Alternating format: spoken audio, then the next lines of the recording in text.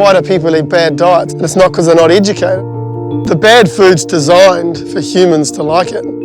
Personally, fresh is best compared to something that's processed. Like when you've got kiwi fruit, you know exactly what you've got. It comes back to you are what you eat. I love providing a nutritious crop.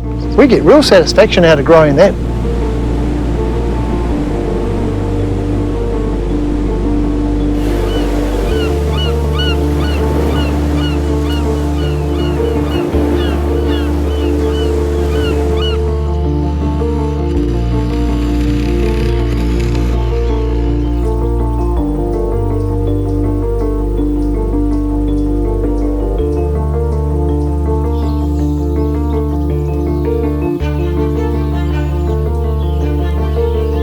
So this little stretch is called Whiritua. Once upon a time, thousands of years ago, it was probably just a swamp.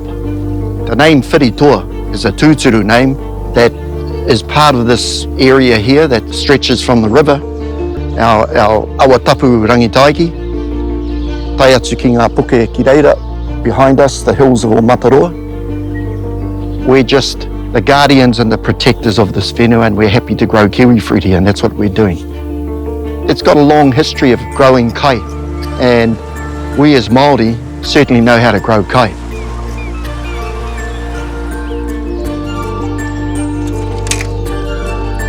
In the late 70s, I helped Dad develop an orchard. By 82, I decided that I wanted to make a career in horticulture, and in particular kiwi fruit. Pre-Zespri, there was a lot of competition in the marketing side of the business, and so you felt like sometimes you were getting perhaps not the best deal.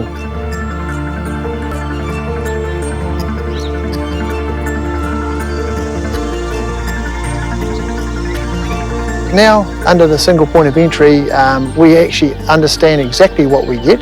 So it's a part you don't have to worry about anymore. You just worry about how to grow the crop and how to get the best available fruit for market.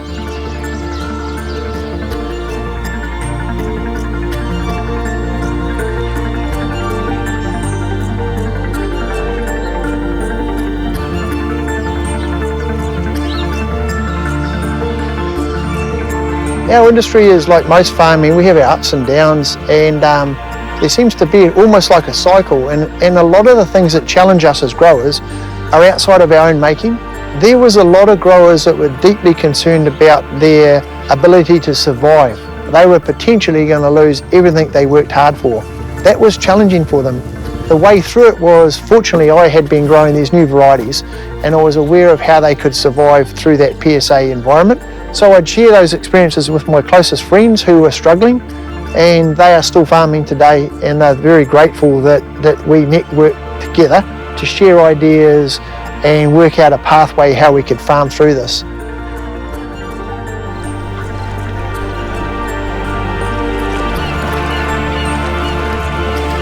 I was born and bred here, and Lani has come from... I grew up rurally in Kumu on a 10-acre organic vineyard, but I went to Auckland Girls Grammar, so definitely done the city lifestyle, and I could never go back. Yeah, Whakatani's amazing.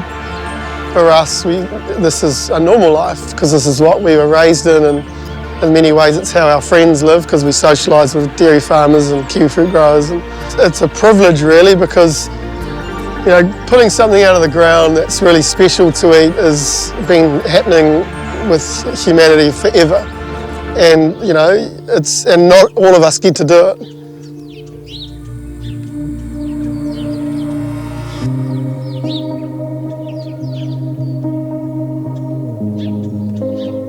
Why do people eat bad diets? It's not because they're not educated. I mean, we've got plenty of very intelligent people that have bad diets. The bad food's designed for humans to like it. So, I mean, how do you change that? And it's the busy lifestyles that people are living.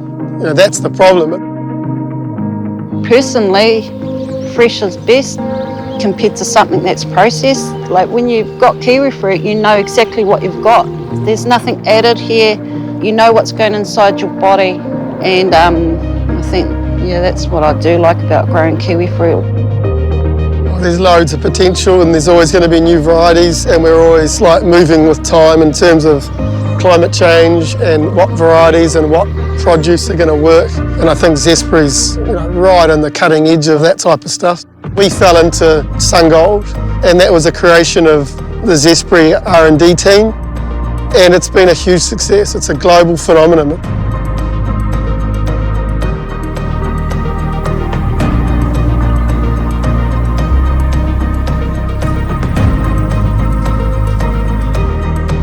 People can definitely make viable businesses by taking care of the environment. It's part and parcel. If you don't, you're not sustainable, and if you're not sustainable, then you're not in business. The world's changed a lot in more recent times, and the consumer wants to understand our business and our orchards and understand how we're looking after the vines and the environment and our people. And it's fundamentally, it's a given, you have to do it. Can we do it? Absolutely we can.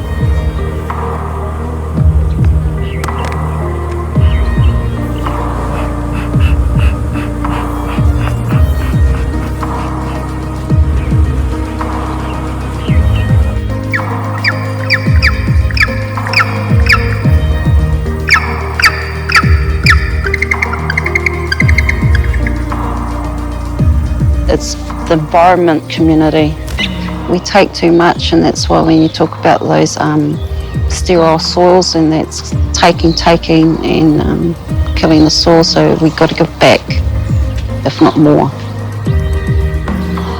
I don't think you own the land as such, and it's sort of a bit of a Māori thing too. It's more of a guardianship. Geographically, the land's here for much longer than me, so we're just guardians for our little short period, and we'll pass it on to someone else in the future. And as long as we look after the soil, it can carry on. And ultimately, Mother Nature rules, because she could take it off us at any time. It's not about me, it's not about him, it's about our grandchildren. In 100 years' time, it's going to be, the land will be healthy, whether kiwi fruit's grown here or not.